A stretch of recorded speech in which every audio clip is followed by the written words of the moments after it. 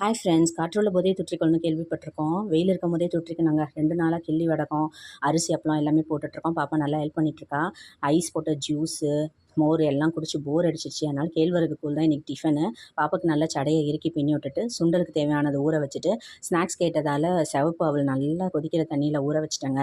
அதை வடிகட்டி எடுத்து தேங்காய் பூவும் நாட்டு சர்க்கரையும் போட்டால் இன்ஸ்டன்ட் ஸ்நாக்ஸ் ரெடி ஆகிடும். அதை கொடுத்து முடிச்சுட்டு வீட்டில் இருக்கிற பாத்திரத்தை எல்லாத்தையுமே தேய்ச்சி முடிச்சிட்டேன். அதுக்கப்புறம் மதியானமும் தாகும், அதனால் இளநியை எடுத்து பாப்பாவுக்கு வெட்டி கொடுத்தா உள்ள வழுக்க தான் ஒன்றுமே கிடையாது. சரி, ஈவினிங் போல் எல்லா வடகத்தையும் காஞ்ச வடகத்தெல்லாம் எடுத்து வச்சுட்டு சாமிக்கு விளக்கேற்றி சுண்டலை வச்சு படைச்சிட்டு, நைட்டுக்கு டிஃபன் கேட்டால் சப்பாத்தி பாப்பாவுக்கு பிடிக்காது.